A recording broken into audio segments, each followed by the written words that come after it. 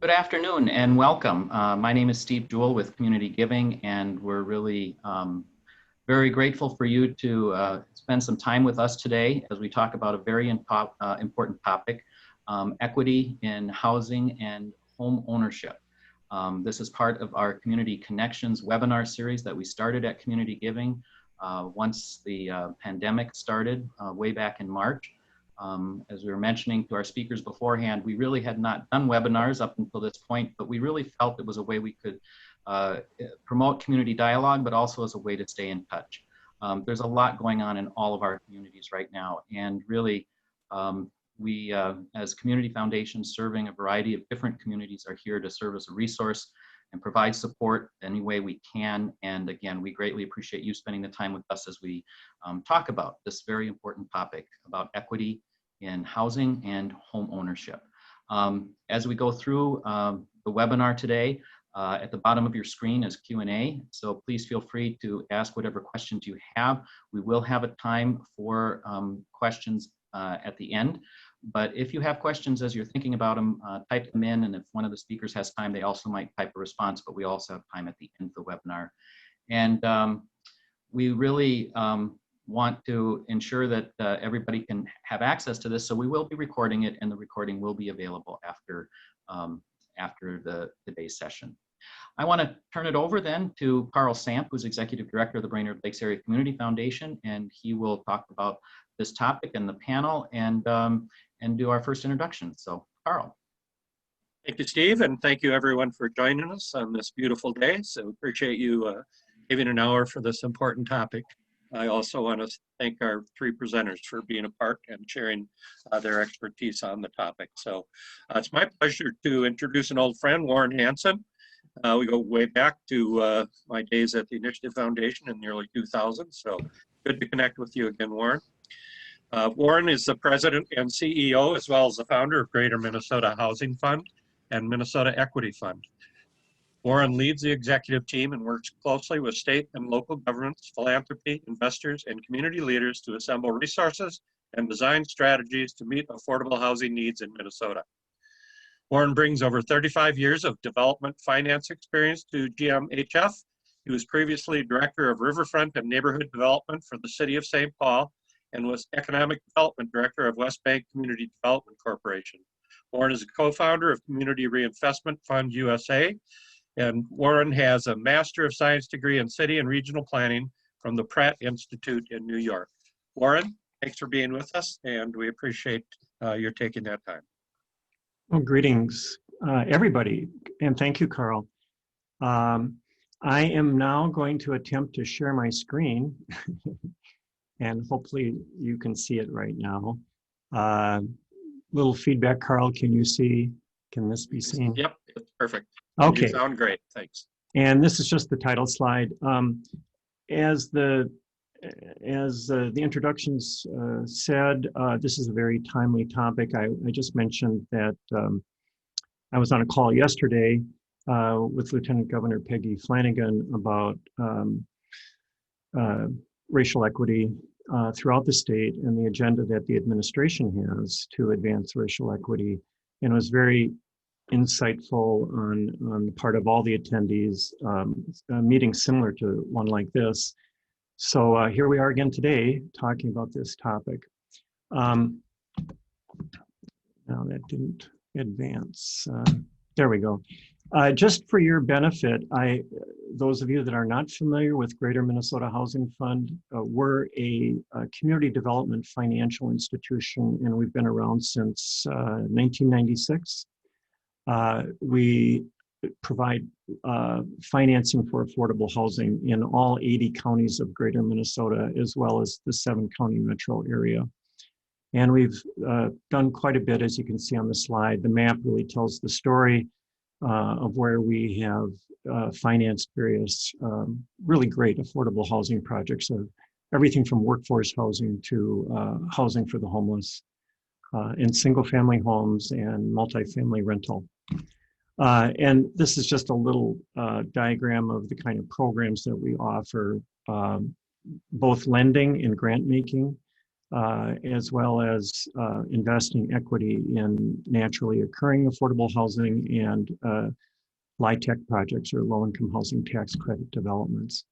What I thought I would try to cover here in my 10 minutes is a little bit about the housing disparities in Minnesota, just the facts, as well as the really tragic and unfortunate history of discrimination in real estate practices going back decades, really 100 years or more probably, and in lending. And then what some of the housing partners, including us, are doing about it now, and looking to partner with more organizations like community foundations, but more BIPOC organizations at the community level to change the trend. So here's a little bit of the data on housing and racial equity. I think this slide kind of tells the whole story. You've probably seen this data before if you've been looking at this issue. It's kind of the first thing that comes up in a lot of data and reports, including reports by Minnesota Housing Finance Agency. And this is the home ownership. This is the whole story, by the way. This is just the home ownership story. We have other issues in rental housing that have to do with fair housing, but fair housing has really affected home ownership rates in Minnesota and nationally. And as you can see in the chart, home ownership rates are really high in Minnesota. We typically rank first, second, or third in the whole United States in overall home ownership rates. But as I'll show you in a minute, we are the worst in terms of racial disparities in terms of home ownership, among the worst. This is changing due to the foreclosure crisis and so forth, but the most up-to-date data from 2019 is what you see on the screen. White home ownership rates are at 77%. It's unheard of. In some states, it hovers at 50% for whites just because they have greater abundance of rental housing. But then it drops off for all the BIPOC communities and is the worst for the Black community. So we could stop right there, and that's kind of tells the unfortunate story. This slide really just tells us what's been going on over time. And as you can see, nothing changes much over time. It bumps up, bumps down, changes a little bit with the recession. It hurt people of color more, as you can see, from 2008 to 2014, even up to today. And it really didn't affect the homeownership rates terribly much, maybe 1 percentage point for whites. So the disparities really have a terrible effect on households of color when times get worse. I thought you would be interested in this. Now, I could have provided information on all the regions, but as we just saw with the statewide data, 77% white households own their homes, 24% of Black households own their homes. In the central region, you have a higher rate of home ownership overall, which bodes well for your community, for housing stability. But you do have, the same disparities for people of color. So 46% of people of color own their homes in your region, compared to 79% households, white households. It's useful just to think about housing costs and how housing cost burdens really do affect the ability of a family or a household to do well in other areas of their lives. So if you are severely cost burdened, you have less money for education, for your healthcare, for your transportation, for medicine, and so forth. And that's just a fact of life. And the rule of thumb with the housing burden is that we do well if we're not spending more than 30% of our income on housing. And unfortunately, a lot of people in Minnesota of all races are spending a lot more for housing than 30% of their income. So the cost burden is up for everybody, but across Minnesota, households of color face the greatest housing cost burden. African Americans pay 55% of their income on average on housing, leaving very little for other things. 56% is spent on housing by Somalis. 41% is spent on housing by Latinx. And Native Americans have the same rate of housing cost burden. I'm going to switch quickly to a couple of anecdotes about equity in housing and just tell you that I was, along with the Commissioner of Housing, hosting a convening of on housing issues as part of the Governor's Housing Task Force in Little Falls in 2018. And I just wanted to share a little quote that some very, I would call them aggressive individuals from the surrounding area, Little Falls area, who came to the meeting. It's a meeting of 70 or 100 people. And in the evening, where we're talking about the housing needs in the community, and this issue of housing cost burden and racial inequities came up. And the individuals that were there who were quite aggressive about their positions said a quote that I'll repeat for you now. And that was that quote, the Little Falls does not have a housing problem. The immigrants have a housing problem. And I found that to be a very telling point of view by some people, which is to not view the new immigrants and BIPOC households as really part of their community, and that it's really dominated by a white race. And unfortunately, we have a lot of that in Minnesota that we really don't often want to recognize. However, on the opposite end of the spectrum, and I'm not characterizing it be clear, I'm not characterizing any geographic areas here in any way, shape, or form. I know that these kind of things happen all over Minnesota, and we just have to wrestle with it when they do. But I do want to flag what our board observed in Willmar and Worthington when we went to Willmar on a site visit last year. And that was that the elected officials really took a strong leadership position to be inclusive and to champion the new immigrant populations, and it was really was a strong recognition of the economic vitality that new immigrants and people of color bring to the community, and the diversity of culture and the strength of the economy.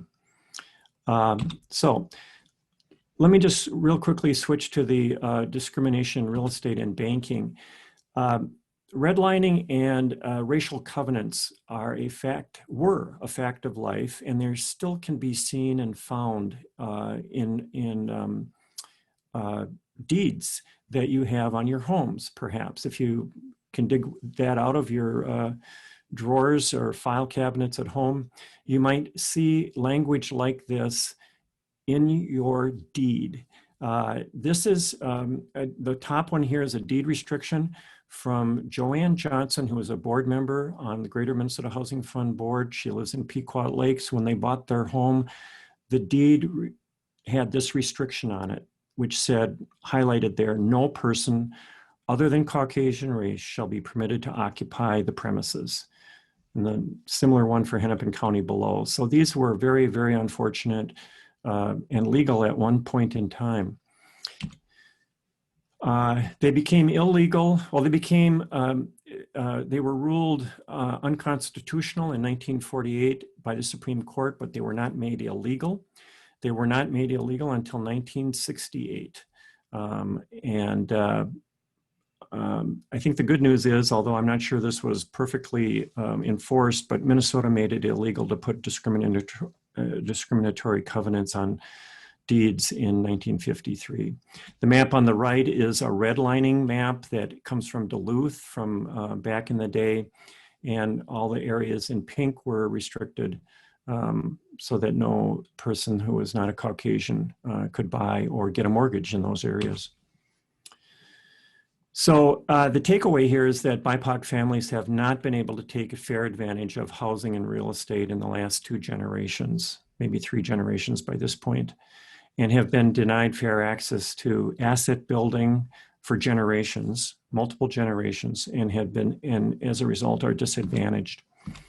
So I'm going to wrap up here by just mentioning that Greater Minnesota Housing Fund and our housing partners are looking at what we can do more proactively, more aggressively, more intentionally to change some of these dynamics over time. And so that includes measuring our progress and setting goals. Lieutenant Governor Flanagan yesterday said it's important to set goals. And I would convey that to this group, that wherever you're working, goals are what we measure against, and goals have a powerful effect on mobilizing people to work together toward a common end. We are also going to be working downstream with our developer partners. We work with about 25 or 30 developers throughout the state, and we just have to really call them to action, I think, at this point, and ask them to work harder on fair housing. They have to comply, but they can do better, we think, and to look for opportunities to partner with BIPOC builders and developers as they begin to enter the real estate market, which in Greater Minnesota isn't very predominantly, or it's not frequent right now, but we hope to help BIPOC builders and developers get into real estate and affordable housing. And we will be holding regional housing dialogues later. I guess it'll be in the first quarter of 2021, where we'll be talking about racial equity in housing, but also housing production and the housing needs in each region. So we will be providing financing to these new developers through a program called the Small NOAA program, Small Naturally Occurring Affordable Housing, where we'll help small developers and builders get into the business of affordable housing. We are going to create some, we're not sure what they're going to look like yet, but new grant activities, grant making activities, and new financing products that will help increase access to the development field for BIPOC developers and builders. This is a little bit too much to go through, but I'm going to stop here and just say that we are looking at every possible way that we can to increase access to capital and coordinate better and work downstream with our developer partners and learn from what's going on in each region of the state. And so we're very much about learning and growing ourselves and becoming better at this work. Thanks. And that's my presentation. Thank you, Warren. It's interesting to hear the history of how we got to where we are today, and then also to hear about the plans that your organization is putting in place to try to make some change. I am Carol Turno, the Executive Director at Central Minnesota Community Foundation, and I have the pleasure of introducing Abdirhman Hussein. He's a paralegal at Mid-Minnesota Legal Aid, and he's worked there since 2016. He focuses both on the housing and healthcare. His goals are to educate the community, in particular the communities of color, on housing law so that they know what their rights and responsibilities are. Abdi, I turn it over to you. Thanks, Carol. Thanks, everyone. As Carol said, my name is Abdi. So here at Mid-Minnesota Legal Aid, housing is part of the piece that we do every day. So other than housing, we do health care, immigration, family law, social security. So housing the issues the community of color face is obvious to us every day. So what are the issues they face? So as Mr. Hanson said, most of the community of colors are not homeowners. So that means they are renters. So they either may have a subsidized housing through the federal, like the Section 8, or they paid out of pocket, or they don't have the subsidized housing. So we have seen so many situations where landlords take advantage of their tenants, and in particular, tenants of color. So last year, so first of all, we serve everyone who come to us with their issue, but last year alone, I'm talking about the closed cases alone. Last year, we closed about 300 cases, and that's 300 clients. And about half of that were community of color. So, and the issue we have seen is excessive charges, like the damage charges. When they move in, they will do the inspections. The landlord may promise them that they will, when they move in, they will fix. And under the Minnesota statute, repairs is the landlord's responsibility. So when they move in, what usually happens is the landlord never fix. The tenant will sign a year lease, so moving out will not be an easy option for them. So then it will be just a go around talking to the landlord, hey, fix this, fix this. So what we have seen most of the cases is the landlord may not do any maintenance so long as the tenant is there. Or sometimes if they do, it will be the tenant's responsibility. So we have seen an instance of excessive charges, about 5,000, 6,000. And when they moved out, if they don't settle with the landlord, it will be very hard for them to get another place to rent. The least the landlord can do is just when they get a call from the other potential landlord, they will say, hey, they will give a bad reference, and the tenant will not get another place to rent. So they finally come to us then. So it is very easy for a community of color to be homeless, for sure. And also what we have seen is that landlords get security deposits or with the intention of not giving back.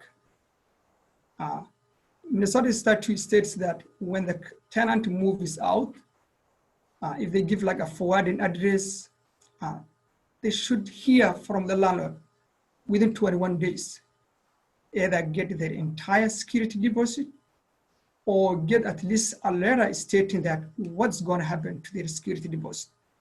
So we have seen where clients also are forced to pay a high risk fees. And so what that means is if the normal rent was about 1,000, the client is forced to pay double, a high risk fee. And so it is not legal, it's just to take advantage of the tenant. So what's going to happen if the client does not settle, or if they don't, the lucky ones come to us.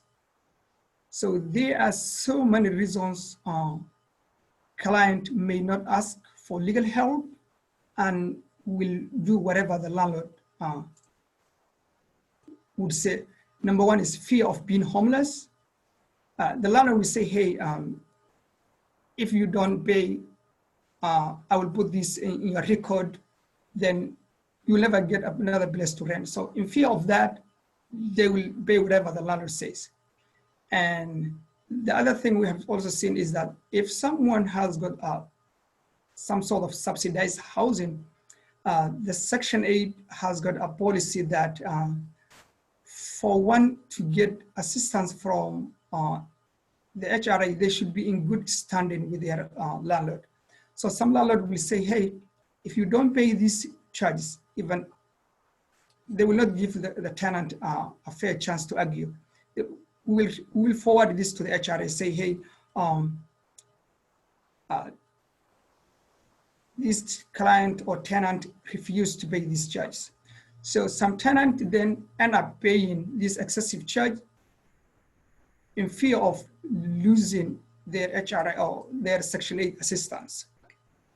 So what our office has been doing is that, number one is, other than giving them the legal representation or the legal advice they need, is to educate them, go out to the community and educate them on the housing law. So after we went out to the community and give them those housing law presentation, is that they started, number one, taking pictures before they move in and after they move out. They take pictures, they take videos, and also they write any maintenance they need. Usually what they used to do is they just call the landlord. But when we came in and teach them on the importance of writing any request, just put in writing and make a card for yourself. Then, so one example I always love to share is that a situation where a tenant did a walkthrough with a landlord, and she was taking a video. So, and we could hear in that video, like the landlord saying, wow, it's even better than before you move in.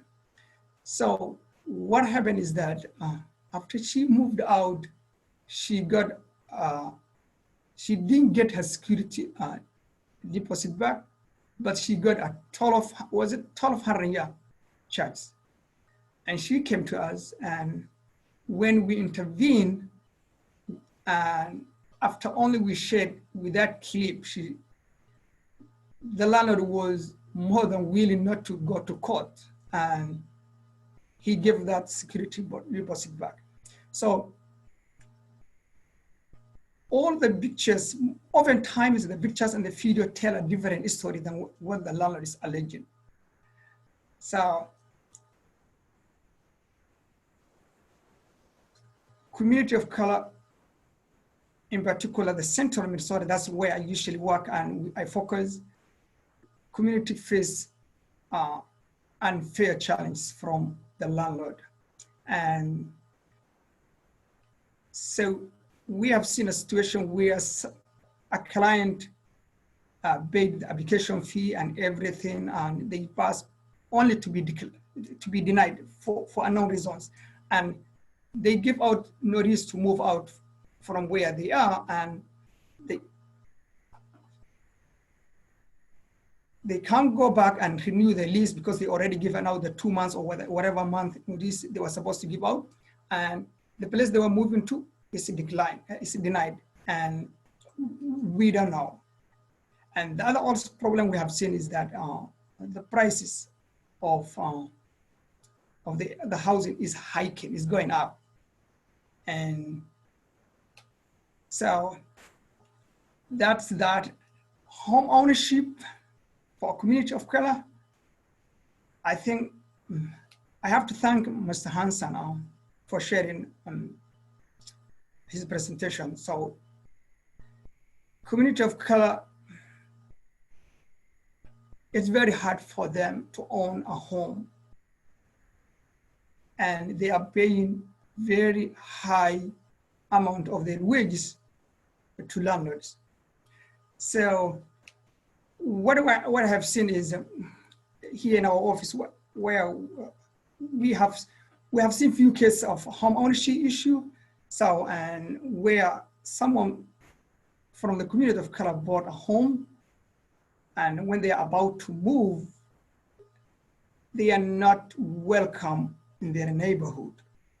So, and sometimes the real estate is threatened like to cancel that deal when about that transaction was about to go through. And we have seen a situation where, so I myself as community of color have seen the prices is very high. Community of color is priced out, and it's very hard for a person of color to buy a home. And even though that is not something they bring to our office, but that's what we see when you go out to the community. So, and if we go back to the security deposit, the security deposit is supposed to be used only in case of damages after moved out. So also we have seen a situation where landlord will say, hey, we will take this for rent. And which is not right sometimes. And I'm saying so that is one of the ways the landlord is trying to keep their security deposit. So these unfair practices, community of color faces, one of them is discrimination. So, and when they came to us with the discrimination piece of it, what we usually advise them is that to call the Minnesota Department of Human Rights and the Minnesota Attorney General Office. So it was I think it was last 2018 up to October of 2019 is when we did the housing presentation.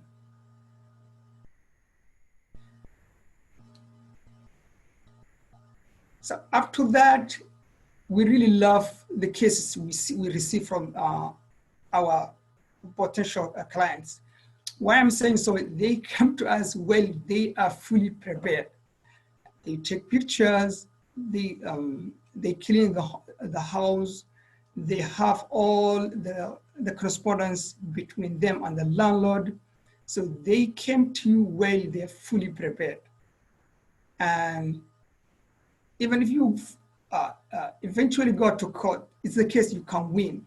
So going out to the community and giving them a housing law presentation was a piece I really loved and we love to continue. And with that, I give back the mic. Thank you very much, Abdi. We appreciate all your good work and the information that you shared. We're going to go on to our next panelist, and I know some questions are coming in, and we will have time for questions and answers here momentarily.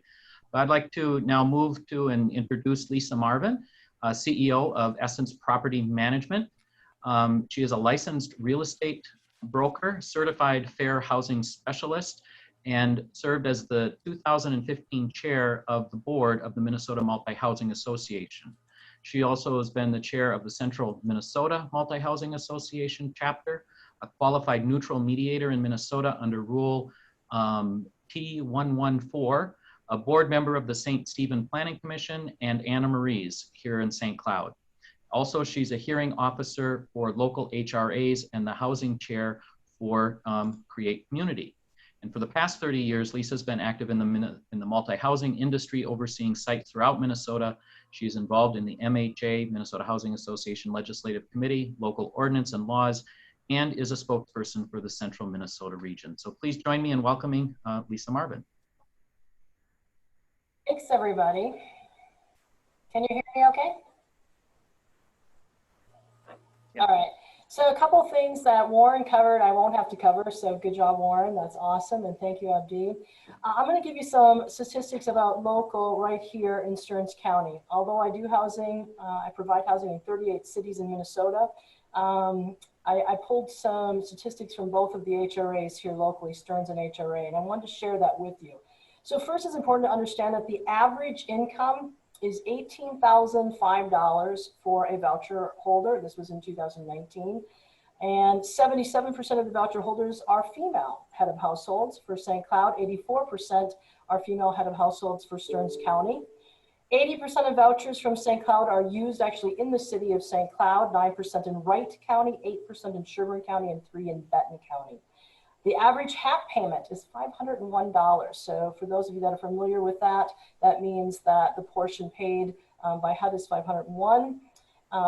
The average, so there's 950 vouchers actually in the St. Cloud HRA, and 287 of those are paying more than their 30% of income towards housing, which of course is a common problem that we hear about often. I'll give you just some local race demographics, but for voucher holders here in Stearns and St. Cloud, 56% of the voucher holders are Black or African American, 42% are white, 2% American Indian, Alaskan Native, and 1% of the voucher holders are Hispanic.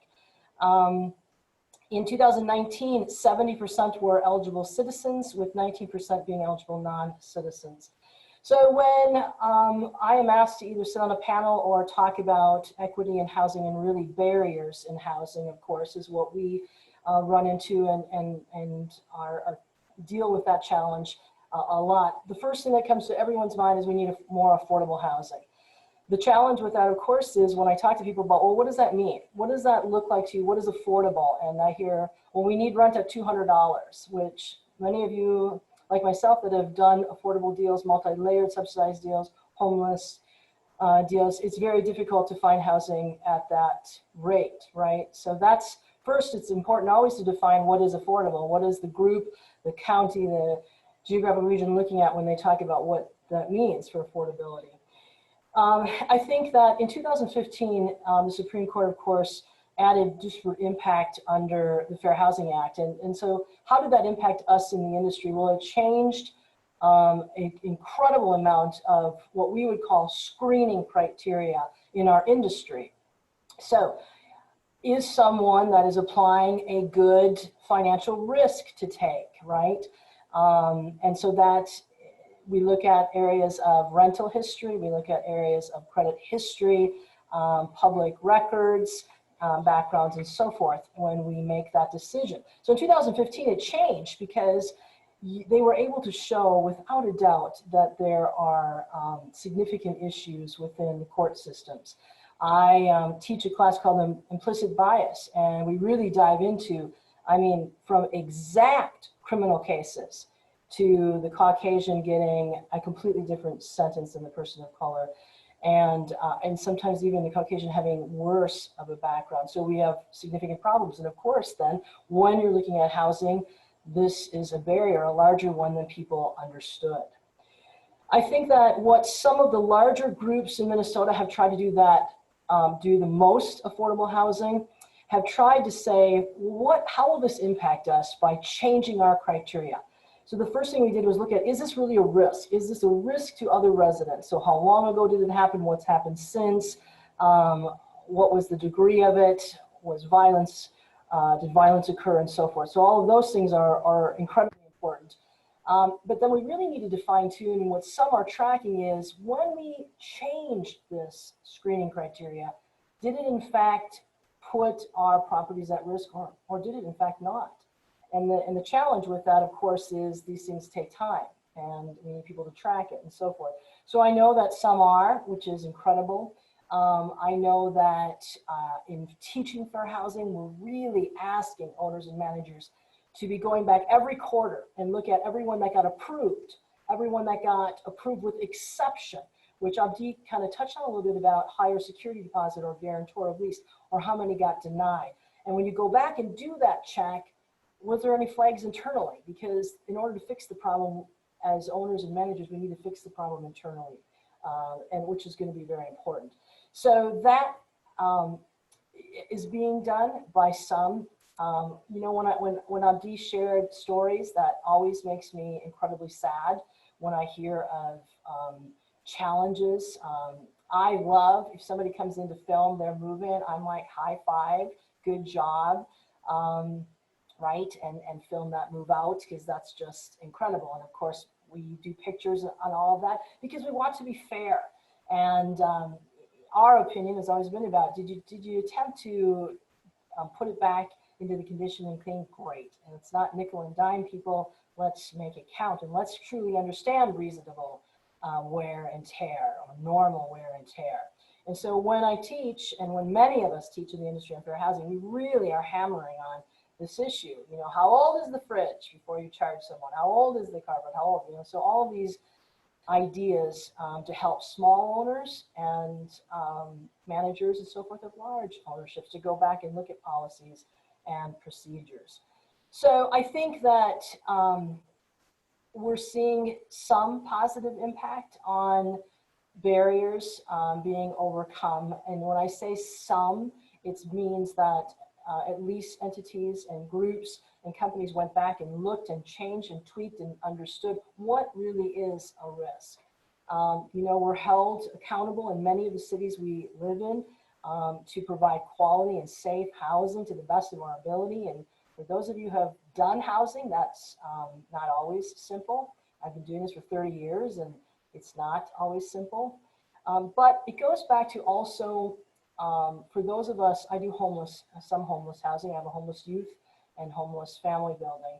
And it has taught me more than anything of all 30 years that I have done. And I've helped put many deals together. But it really helped us confirm and understand when a family can stay housed, incredible things can happen and good things can happen. And so we really want to try to talk to people about that and help people understand. Abdi is right. We need education both for people renting and for people who are providing rental, because I will take someone that is incredibly knowledgeable about renting, because it's simpler. And so then how can we help? How can we prepare more? How can we do the move in better? How can we make sure it's perfect? And getting a copy of this and that, it's just incredibly important to do all of those things. So I think that what we're learning is to look at our criterias and really dive in deep and try to be a positive part of each community that we're in. There are many really good owners and managers out there, but unfortunately, there are some not so good ones. And so we have to work together to try to improve that and make a positive difference. So I think that's it. I don't know, Sarah, if you had any questions, some of the items we're talked about. Sure, Lisa. Thank you all panelists for sharing your expertise. And Lisa, this first question that came in, it might actually be most appropriate for you. Okay. And that is, can you say anything as part of your industry about how you feel about the building of the highways that separate communities of color with housing issues? Particularly this question is about the Rondo neighborhood, which we know is in the metro, but is this a topic of conversation amongst your peers? So the case in 2015 stemmed from Texas. And of course, one area of town was all of the affordable housing and one area of town was not. There was no affordable housing. Where were the better schools? Where there was no affordable housing? Where were the better jobs? Where was the better transportation? And this lawsuit brought, I believe, some incredible needed change to all those who put these deals together. How does anyone have a chance if they can't get a good job, they can't get their kiddos in good school, and all of these things impact, and it builds until hope is hard to find. That has to stop. Affordable housing must be offered in a multitude of areas. This not welcome in my backyard has to stop. I can tell you when we opened a particular homeless youth, homeless family building, it's a little brutal to listen to the challenges and hope that we are a positive part of the neighborhood. And so I get it, I really do. So hopefully but you are right, whoever asked that question, We must be very conscious. Cities and city councils, mayors, and groups that put these deals together must be open to allow affordable housing in all parts of their community. Thank you, Lisa. This next question is for Abdi. Abdi, would you say that there is a difference in the type of requests or the number of requests for help that your organization receives from people of color around housing versus people who are white around housing issues? Thank you. Yeah, that's right. As I earlier said, we serve everyone, even though usually we consider income income eligibility, and some people may be locked out because of their income. But yeah, the issue I mentioned about security deposit theft and excessive charges, the people who, the client who came mostly with those issues are community of color. Yeah, we serve everyone. So usually our white clients may come with different issues like reasonable accommodations, like wanting help to get out of lease, like something to do with yes, something completely different from, they may not come to you with discrimination, kind of what I mean. And yeah, our clients come with different issues, sometimes based on the type of their skin of color. Yeah. Great, thank you. Yeah. I think this next question might be best suited for Warren. Warren, could you say a little bit about the root causes for housing issues beyond the lending and buying provisions that were earlier deemed illegal? The question here is, from a broader standpoint, would higher education or employment changes help increase home ownership for people of color? And how can communities approach this in a more holistic manner? Well, that's an interesting question. I think the short answer is we have to do everything, and all of it is good work. But you have to get rid of the barriers. And if you have both legal barriers and cultural barriers, and that's just a coded kind of way of saying if there is systemic racism, implicit bias, in the community, you can have a very highly educated person of color move into that community and run into difficulties buying a home. The lender may not want to, may discourage, may impose different credit criteria. But I think not to go completely down that path immediately of discrimination and getting rid of discrimination. Sure, higher education, is good. But here's the deal. And I know that sounded like Joe Biden when I just said that. But the deal is that if your family or your community of color, your particular racial demographic has had 3 or 4 generations of discrimination so that you can't, your parents, grandparents, and their grandparents were unable to buy a home because of redlining and racial covenants and things like that, and just more blatant things. What you don't have is you don't have the basic family wealth today. So sure, higher education is going to help your kids. It's going to help their kids. It's going to take a generation. It's going to take 20 years to get over that hump. But the fact is that we have to really kind of remediate our behavior and our systems so that we give greater and greater opportunity to, if we're talking about housing, to enable communities of color to have access to quality, safe housing. And homeownership is really the wealth building strategy. But we run into issues, and we see issues with rental housing. I'll just say that it was in Virginia, Minnesota, where a youth homeless project was proposed, and we had elected officials opposing it.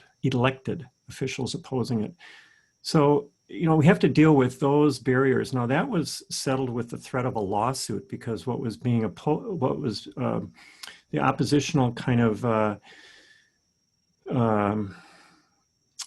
positions, official positions that were being taken by that city were illegal, unconstitutional. And so we have to confront those kinds of barriers. And it shows up in more subtle, NIMBY, not in my backyard, ways too, where residents just sort of don't want that affordable housing. And that kind of motivates, or politicians, elected officials respond to that, and are trying to address the concerns of local residents, which may not be well-founded. And so now you have both the elected officials and the residents, more or less in cahoots, maybe just trying to, manage their way through the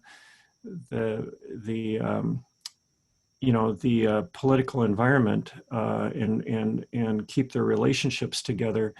But the end result is that it keeps outsiders from joining the community. So I don't know if that's a good answer. It's a little rambling, but I think we have to focus on all of it. But today, with the issue of being housing, we really have to focus on the immediate barriers, I think.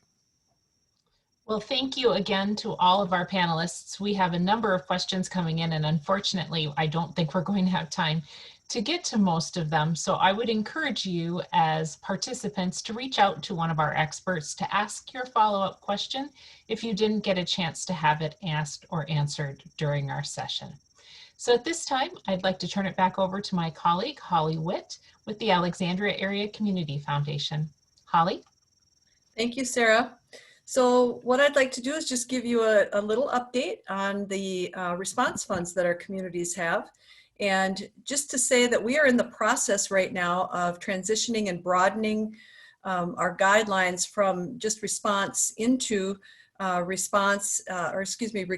and sustainability. So we're all at different points in that process. And I would just encourage you, if you have any questions in your community, please contact your executive director, and they'll be able to give you some more direction on where those grants are currently at. So with that, I think I turn it back to Steve.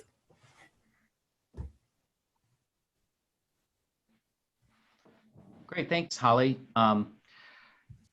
Well, first of all, we want to really thank all of you for tuning in and being a part of this webinar. And if you missed something, please know that these are recorded and you can go back and take a look at it.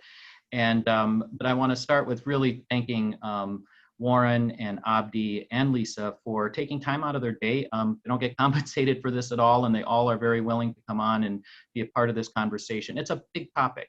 And so to keep the conversation going, if you want to reach out to them individually, I'm sure they'd be happy to answer any of the questions you have, and especially if we didn't get a chance during this short hour to get your questions answered.